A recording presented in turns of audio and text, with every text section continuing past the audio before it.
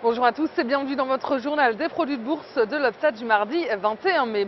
Le CAC 40 perd 0,40% à 3 997 points dans un volume d'échange très faible à moins d'1 milliard d'euros en raison du lundi férié pour la Pentecôte. Et comme les marchés américains, Paris attend la réunion de la Fed ce mercredi. Du côté des valeurs sur la côte parisienne, Renault termine sur la troisième marche du podium à plus de 0,4%. Renault Danone prend 0,84%. En revanche, le groupe d'aéronautique et de défense EADS souffre de la baisse du dollar par rapport à l'euro et lâche 0,96%. Et Wall Street termine sur une légère baisse pour cette première séance de la semaine.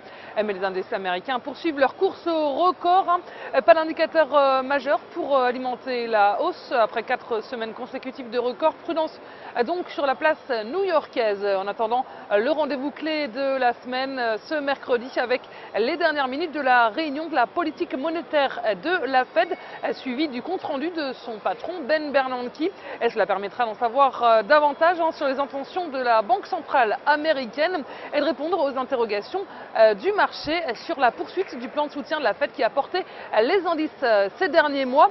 Et plusieurs opérations importantes de fusion-acquisition ont rythmé la journée. On commence avec l'opération la plus importante de la séance qui concerne le rachat par le groupe pharmaceutique américain Actavis de l'Irlandais Warner Chilcott pour 8,5 milliards de dollars.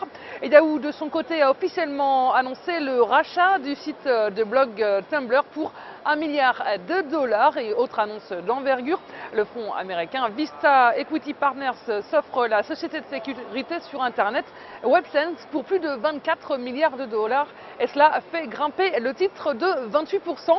Et du côté des devises, l'euro, après un accès de faiblesse la semaine dernière, elle se reprend légèrement face au dollar, à 1,2890 $. Et les volumes sont donc en repli sur le marché des produits de bourse avec 18,4 millions d'euros échangés dans une séance de hausse. Et concernant la répartition par type de produit, les certificats sont en baisse à 81% des échanges et les varants sont à 19%. Et du côté des transactions, les certificats représentent 69% des échanges et les varants 31%.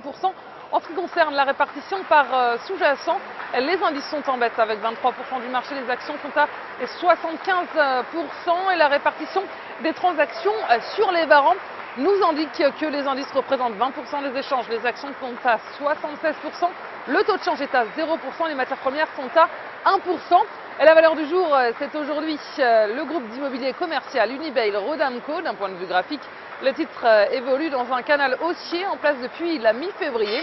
Il est soutenu par ses moyennes mobiles à 20 et 50 jours. Et de son côté, l'indicateur de vitesse RSI est positivement orienté et milite pour une accélération haussière à court terme.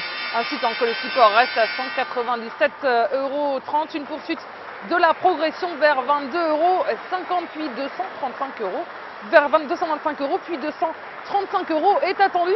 Et la stratégie qui vous est proposée pour jouer cette valeur, c'est l'achat du Varanco Unibail Rodamco à 4 450 cités d'Unicredit au prix d'exercice de 210 € et d'échéance au 6 septembre 2013. Voilà, c'est tout pour aujourd'hui. Passez une très bonne journée, on se retrouve demain.